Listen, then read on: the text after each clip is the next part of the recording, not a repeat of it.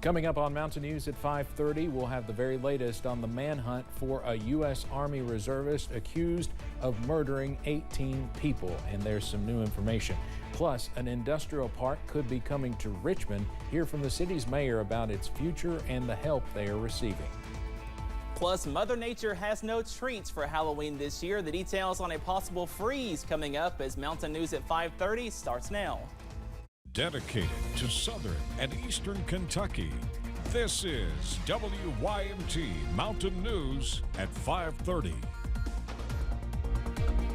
Good evening, I'm Steve Hensley. It is day 2 of the multi-state search for a U.S. Army reservist who police say shot and killed 18 people in Lewiston, Maine. Now, we have just learned in the last few moments that a shelter-in-place order has been lifted, while law enforcement officials turn their focus to a local boat dock. CBS's Laura Hayfley is there with the latest. Come to the front door with nothing in your hand. Heavily armed police are scouring the woods in southern Maine, and divers are searching the Androscoggin River. Part of their focus, a boat dock, where they found this car belonging to Robert Card, the suspect in Wednesday night's mass shooting in nearby Lewiston. The river is a big piece of this. The car was located there.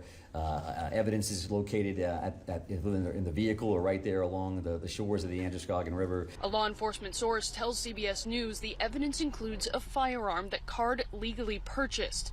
Law enforcement sources say he had access to numerous other guns, and they are tracing each shell casing found at the scenes. Police say Card opened fire inside a bowling alley and restaurant using a semi-automatic assault rifle with an extended magazine and a scope. Police say Card is armed and dangerous and have since expanded the order for families to lock themselves in their homes. That order now includes tens of thousands of people in this county and the county north of here.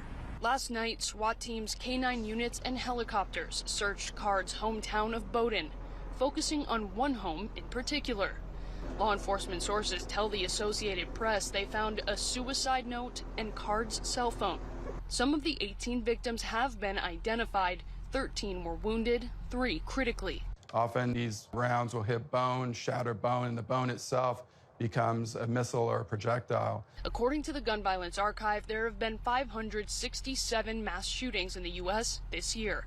Laura Hayfley, CBS News, Lisbon, Maine.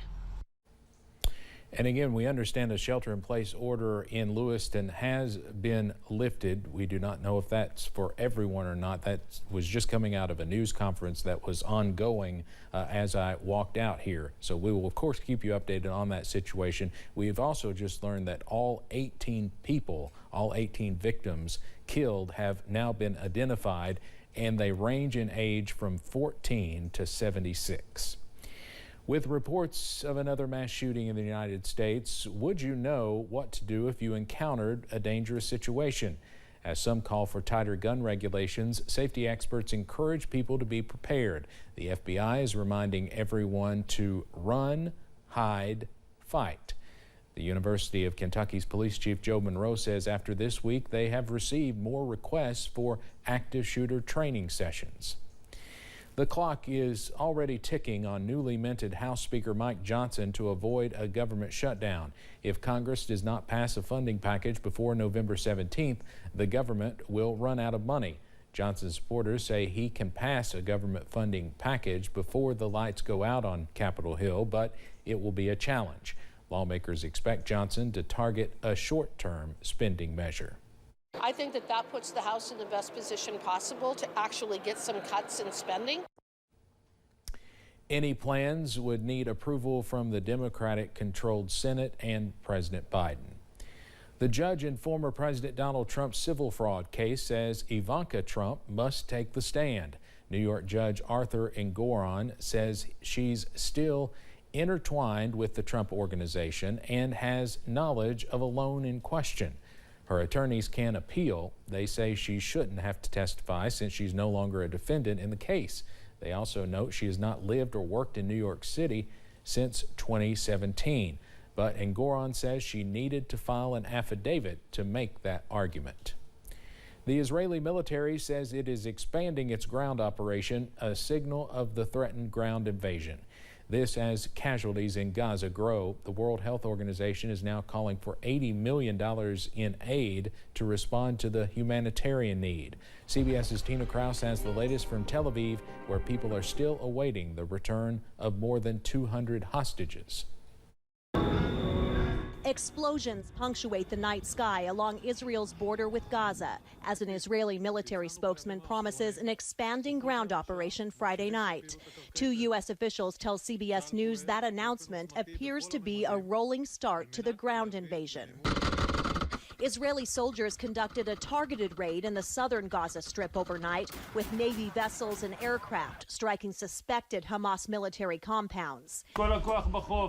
Come daylight, giant plumes of black smoke were seen over the Gaza skyline. Day 21 of this war, and the destruction seems endless. An Israeli airstrike hit a residential building Friday. This Palestinian woman said she was sitting with children drinking tea when it happened. An aid convoy from the International Committee of the Red Cross finally moved from Egypt through the Rafah crossing into Gaza. We also have a team of specialists who are about to enter, including surgeons and other medical teams. Nearly 3 weeks after the Hamas massacre, this Shabbat table set in Tel Aviv remains empty. Each of these seats represents one of the more than 200 people still held captive in Gaza. I'm hoping that the hostages will come back. I hope very soon.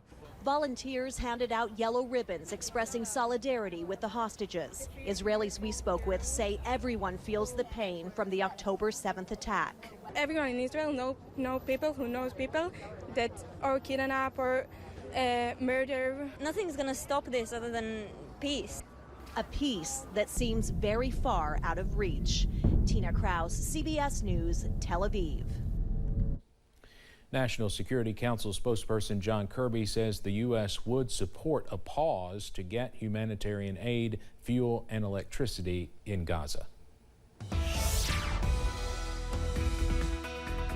Well, as promised, we are tracking a few showers across the mountains this evening. Here's a live look at First Alert Pinpoint Doppler. Now, for most of us, we are dry again, but a few spotty showers close to the I-64 corridor, places in Powell County, also into Menifee, also Morgan County, also stretching into portions of Rowan and Elliott, also Lawrence County at this hour. A few welcome showers this evening, and a band of some light sprinkles in eastern Pulaski County, also into Rockcastle and Jackson County at this hour. Now, that high-pressure system that has brought us all kinds of dry, also mild weather this week will slowly push off to the south. As it does that, more showers are possible on Saturday, also Sunday. And then the big story, a strong cold front by Monday will bring more showers and also some chilly temperatures by Halloween, also by next Wednesday. Here's a live look this evening from London to Hazard to Pikeville. We are dry, also cloudy, and those temperatures stay above average as we go into this evening. Most of us in the middle to upper 70s, but you can see where the rain is falling, down to 66 in Irvin and 64 over in Moorhead. But again, some big changes on the way by early next week. All those details coming up in just a few minutes. Steve? All right, Cameron, thank you. Could many more jobs soon be coming to a central Kentucky town that sits in a prime location off Interstate 75? Richmond city leaders hope so and say new industry could be on the horizon thanks to another build-ready site. WYMT's Phil Pendleton has more on what could be taking place in an area that's already seen one major development in the last few years. The landscape of Richmond is changing. New construction is underway on roads, and soon a footprint will form that could lead to more industry in the area. We've got a lot of things going for us in this community. A lot of new homes being built, a lot of retail businesses opening up. The grant from LG&E and Kentucky Utilities is allowing for Richmond to put building pads down in their industrial park in an area that's already hooked up to utilities to make a foundation ready for an industry. One of the things that Richmond has been doing for the past many months is preparing to do what I would call some aggressive recruiting. An area that's recently drawn some speculation is Exit 83 near the Buc-ee's Travel Center. An option was purchased on 400 acres there. And we're trying to prepare for someone who may need a larger parcel.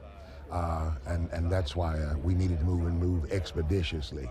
There's no word on who may want to locate there, That is also where Duncannon Lane will soon connect to a newly constructed Kentucky 52 west of Richmond. Anytime that you have a good network of roads in your community, you're creating areas of commuters for people to come into work. There's still many questions on who will be locating in these areas, but one thing is certain. Again, there is a lot of construction going on right now in Madison County, from homes to retail businesses and so forth. And that is a signal in itself that there's something good about this place, which they hope many others will also want to be a part of. In Madison County, Phil Pendleton, WYMT Mountain News. Construction of the initial build-ready site in the industrial park is expected to start this fall for a building that could accommodate more than 400,000 square feet of production. Coming up on Mountain News at 5:30, Halloween can be scary for some, but trick-or-treating is supposed to be fun, not dangerous. Tips on what to look out for before you head out. Plus, we are tracking a strong cold front by Sunday, also Monday. Those details coming up.